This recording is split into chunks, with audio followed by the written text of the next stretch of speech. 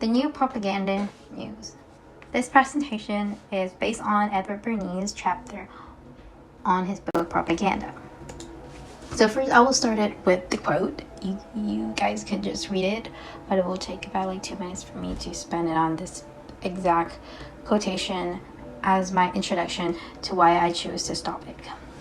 So first, it talks about the key words that stands out for me. It would be leaders, power, the masses, approval of the masses, propaganda, and the last phrase, therefore propaganda is here to stay.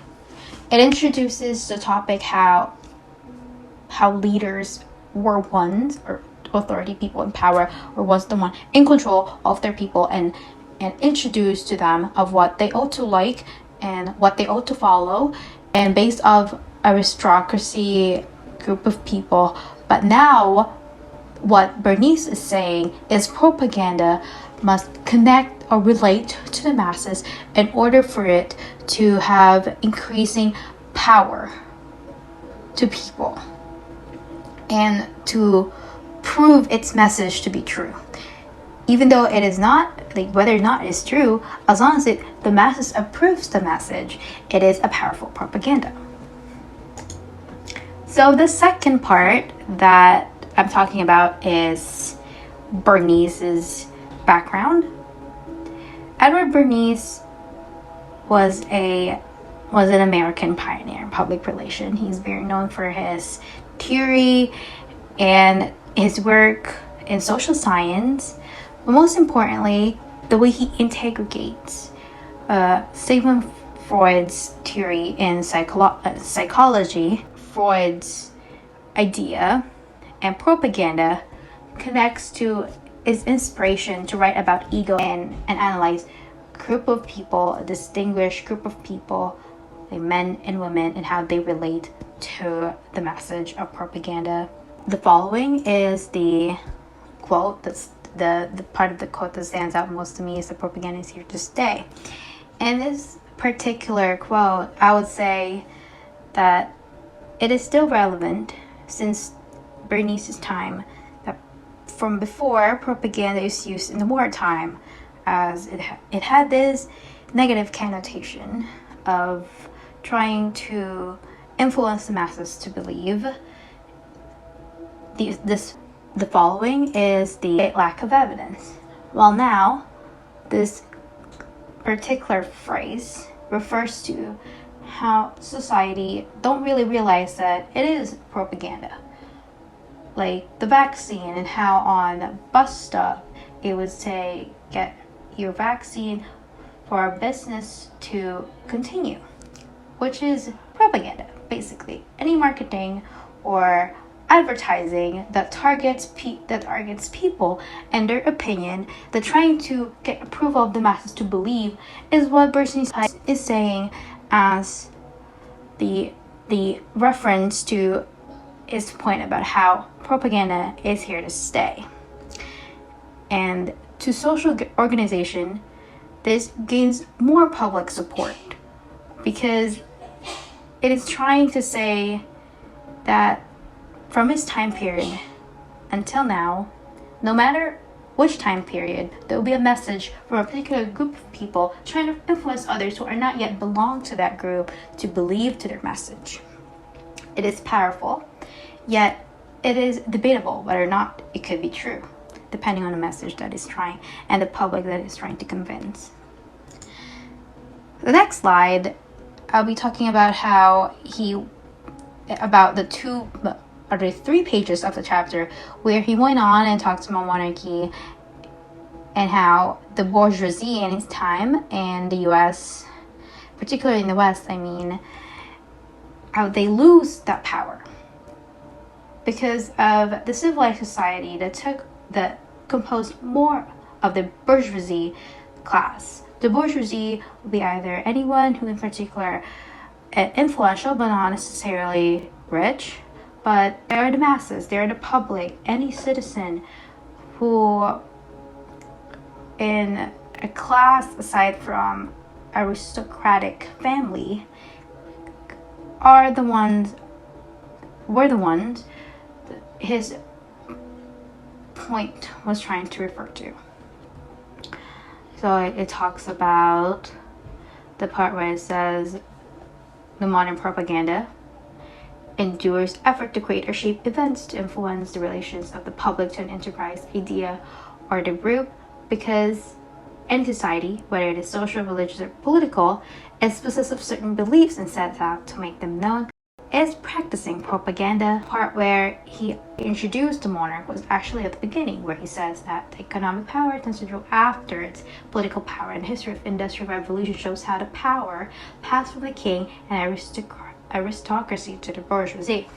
The 1928 is the industrial era, but most likely the post-industrial era. It's after World War I and the beginning of World War, and almost like the beginning of World War II. So this part is when the class centers more to the working people, those who takes over the population, because most importantly in the Europe, it is most likely either a monarch or an empire. But that was back then in the 18th, 16th, 17th century. And the centuries before that, it is slowly declining, and the people in the working class actually want to take up more of the power and how their opinion actually starts to have the voice in society. So democracy tends to lean towards the citizens, and the king and queen are changed to become in constitution instead of monarch and absolutism. So Bernay's point about propaganda is still relevant until today. I'll use their current. The most recent example would be how our leaders from a public health would have their own opinion about the vaccine, while the public opinions would also have their own. So by using propaganda on advertising, like public places like public transportation, bus stop, malls, billboards, internet, most likely platforms on social media, they would gain the power from the public's approval. Using advertisements such as get your vaccine dose to get back to the business, or let's say if you want more information about the vaccine, go to this website. I'll also say that this quantitative representation shows how people with the second dose are more likely able to not get the virus or have really mild symptoms even if they get it. And it all this result from the ideas coming from the leaders in the public health slowly gets into people's mind that yes, we need to get the vaccine. So this part of the slide that talks about the public interest, how it inspires propaganda in modern society, and how influential citizens display propaganda, good or negative, to the public. We'll be using as an example again for the other slides that's coming. But this one, visual representation of how the dogs and the families behind the words. Dog is an example of us, people in power, is trying to treat that dog through the obedience training. So such as in propaganda, how the leaders are trying to get a hold of us to believe on their platforms. And here again, our interviewer says, listen to me, I know better.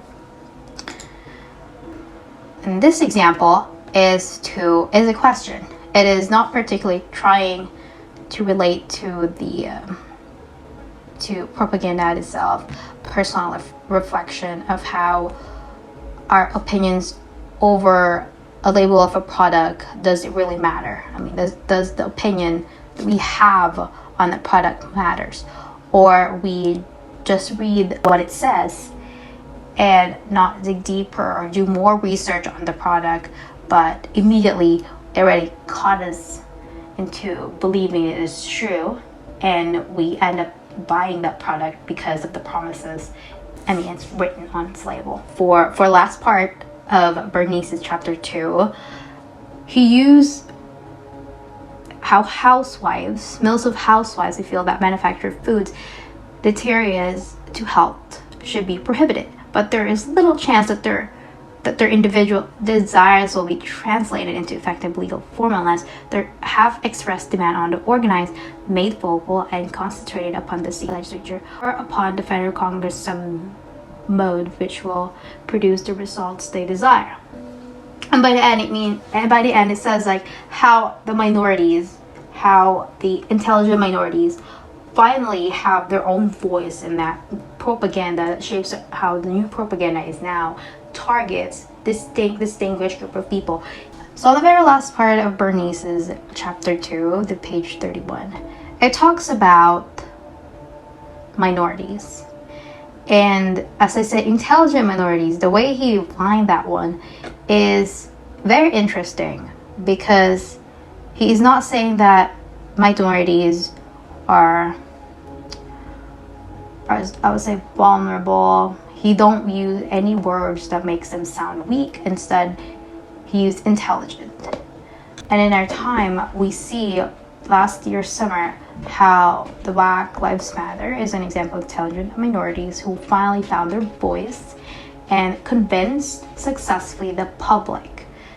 So by the end, I conclude that Edward Bernay's chapter 2, No Propaganda, he wrote this on the time where industrial revolution and pre-World War II era, it is still relevant in our society. And his point does not necessarily mean that propaganda is used to gain the trust of the people to their approval, but instead it is also a tool. It is a tool for minorities to finally find their voice and to finally have their own platform and to deliver, since all those times they've been silenced. Thank you.